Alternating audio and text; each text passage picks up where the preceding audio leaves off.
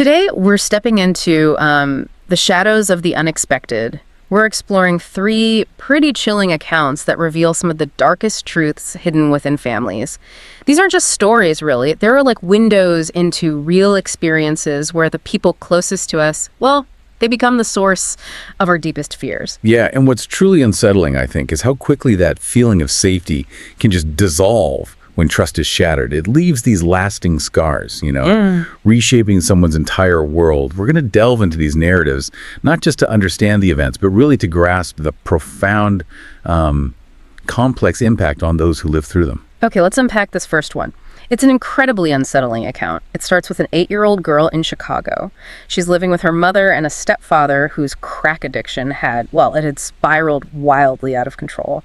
His habit got so bad that he started stealing their belongings to pay off drug debts. Stealing from his own family. Yeah, we're talking a brand new living room set, the TV, her bike, all her video games, even her clarinet, all just gone. It's that specific betrayal, isn't it? Selling things, even a child's instrument, for drugs. It really highlights the complete hijacking of the brain's reward system by addiction. It just shows how that immediate, desperate need for a fix can, obliterate even the most fundamental human bonds. It effectively dehumanizes family members in the addict's mind. It's terrifying to think about, and here's where it gets really, really gripping and just heartbreaking. One morning, very early, the girl woke up because she heard her stepfather talking frantically to someone in the kitchen. Okay. She couldn't hear much, the door was closed, but she did make out him saying something like, "Man, she's beautiful, you won't be disappointed." Oh, no. So she slipped on her house shoes, totally confused, right? And when she opened her bedroom door, she saw him. He was nervously fidgeting, pacing. He sees her and goes, here she is, man. She walks into the kitchen. There's this tall, older white man wearing shades, balding, short beard, dressed really nicely. And he wasn't alone. No, there were two other large men waiting outside. Her stepfather then insists, "Give a twirl." To the girl, an 8-year-old. Yeah. She hesitated, obviously, and he actually forcefully turned her around, held her nightgown against her body and said, "Not bad, right?" Wow. That man's chilling calm. Combined with the child's, dawning realization that something is terribly wrong. Yeah. It's just profoundly disturbing. For an 8-year-old, processing something like that, it often involves a kind of cognitive dissonance, right? Yeah. Struggling to reconcile this horrific reality with the safety you assume comes with family. And the stepfather's glare you mentioned, that fear-stricken look at her, almost like a warning, it just amplifies the horror. It forces her to instinctively get the danger without fully understanding it. Absolutely. So the man, the visitor, he's still squatted down to her height, and he asks these seemingly innocent questions. How old are you? Do you like school? And this conversation, strangely, it actually made her feel a little more at ease for a second, until she looked over her shoulder. What did she see? Her stepfather, frowning and glaring at her with this look she'd only ever seen him use to warn suspicious people away. Oh, okay. The mask slips. Right. Then the white man stood up and just said, "It was nice talking to you. You're a very smart young lady. Now go on back to bed." So she went back to her room, but, she picked out. Of course. She then heard the man say something angrily to her stepfather. It was followed by her stepfather begging, really loudly, "Please, please take her." Begging him to take her. Yes. And then the man yelled, "She's a fucking kid." She heard a thump like a punch. Oh, God. And then the man and the two other guys just walked down the stairs to a nice black car parked in the alley and left. That must have been the moment it clicked. The horrifying realization. Her own stepfather had tried to sell her. Most likely, as you said, to settle a significant drug debt. The sheer depravity of it. It's almost impossible to comprehend. And for a child, it just fundamentally shatters their sense of safety, their trust in caregivers. So what's the aftermath? What does this mean for her years later? Well, her mother did eventually leave the stepfather, years later. But the narrator, she's 26 now, she still can't talk about this incident without crying. Understood. And she's never told her mother the full truth. She's afraid of how she might react. That inability to speak about it, even decades later, points directly to deep, unaddressed trauma. Such a profound betrayal can lead to complex PTSD, severe attachment issues, and an enduring sense of maybe shame or fear, particularly when the truth is a secret held only by the victim. That fear of her mother's reaction just adds another layer of psychological burden. It's heavy. It really is. Okay, moving from that kind of betrayal born from addiction, our next story uncovers a different kind of horror. This one involves child neglect reaching truly depraved levels. It starts with the narrator's stepdad's brother. He proposed to this woman who took his ring, ran off to Florida, and then came back months later with a baby. Okay. She claimed she hadn't even known she was pregnant, but later it came out she'd already lost 3 children to CPS, Child Protective Services, due to abuse and neglect. 3 previous children. Wow, and she even admitted drinking and smoking throughout this most recent pregnancy. I mean, that immediately presents stark warning signs. Yeah. Not just about the woman, but about the whole situation, the systemic issues maybe. It really highlights the uncle's desperation for a family, doesn't it? Despite his own documented issues with alcoholism and not being able to hold down a job, his willingness to overlook such glaring red flags, it speaks volumes about maybe a cycle of trauma or just a profound lack of judgment that puts a child at extreme risk from the start. And it paints this truly horrific picture of the conditions the infant endured.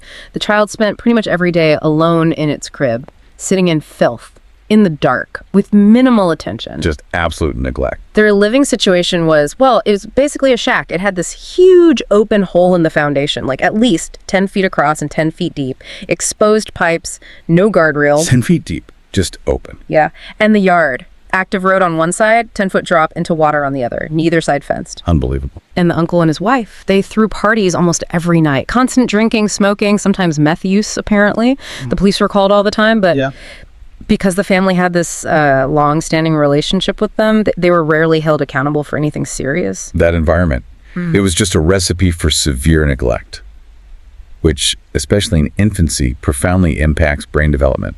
We're talking areas for attachment, emotional regulation, self-soothing, the lack of safety, the constant exposure to substance abuse, the absence of basic care.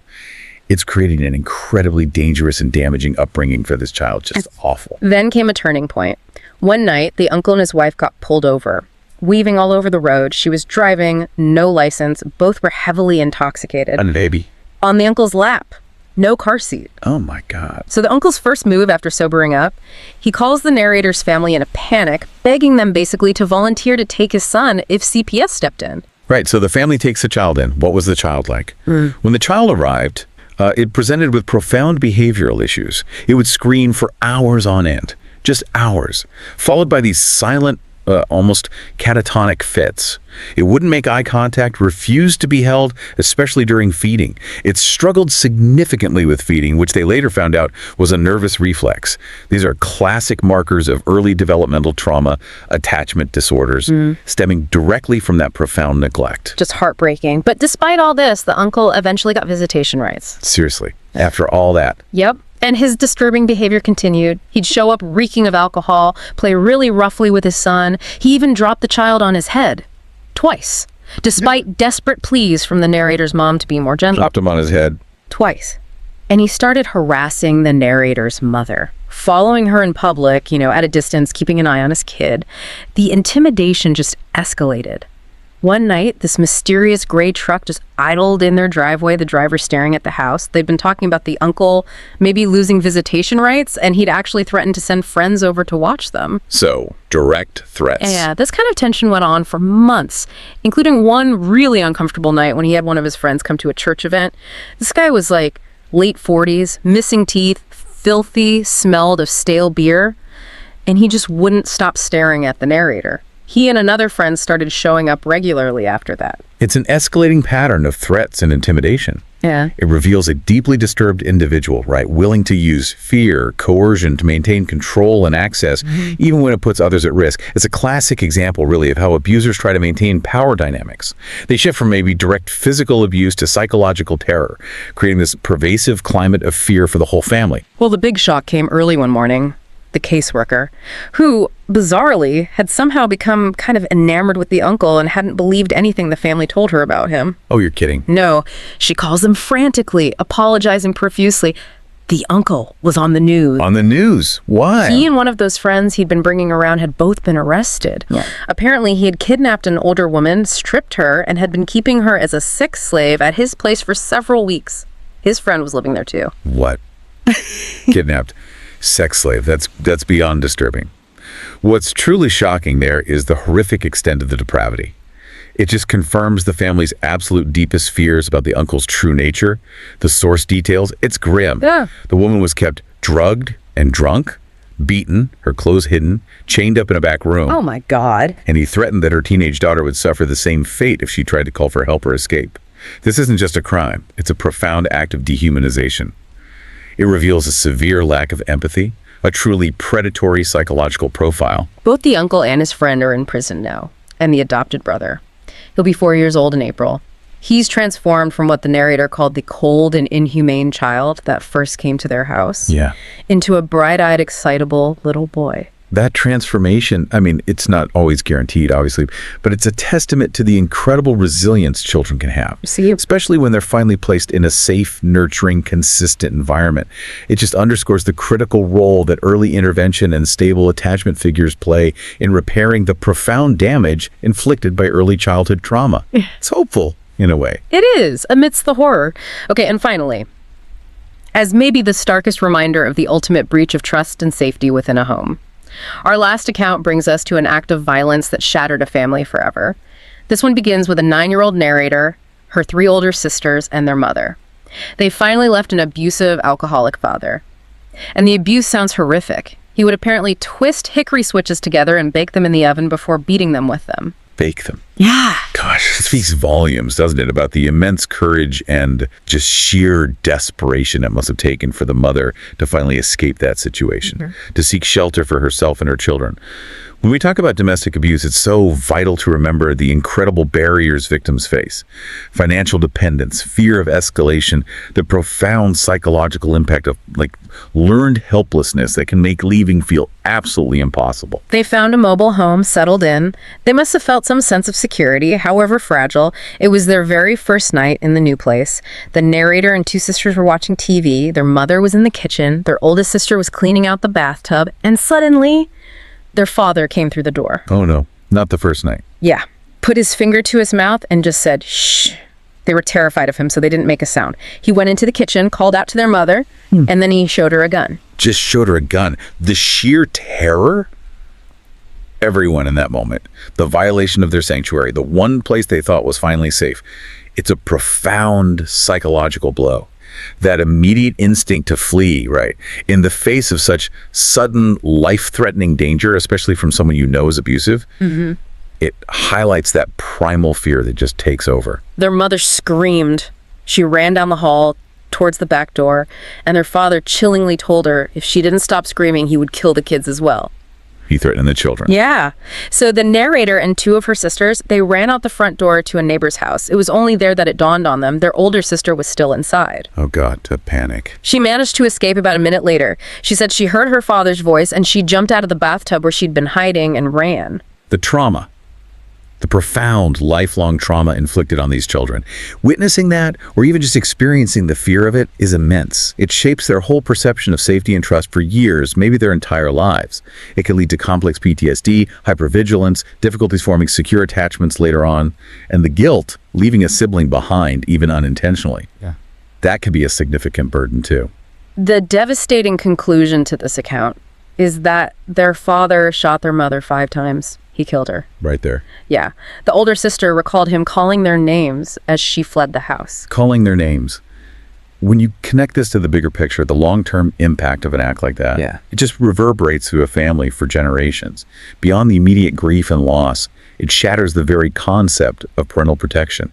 It forces children to navigate a world where the person who was supposed to be their protector was actually the most dangerous. That creates this incredibly complex legacy of pain and loss, impacting their sense of identity, relationships, their whole well-being. The narrator is now 38 years old. Her father is still in prison. These narratives, they really remind us that true horror isn't always found in fiction, is it? It can lurk within the places we call home, with the people we're supposed to trust the most. Yeah, and it raises an important question, I think. What does it mean? For individuals, for society, when those foundations of safety and love are just replaced by fear and betrayal? And maybe, how can we foster resilience and recovery after such profound experiences of familial violence and neglect? It's a heavy question. It really is. We hope these stories resonated with you, maybe provided a deeper understanding of the terrifying realities some people face. If you found this deep dive gripping and you want more real-life stories that chill you to the bone, make sure to like, share, and subscribe to Docx. You won't want to miss our next deep dive. Until next time, stay safe out there.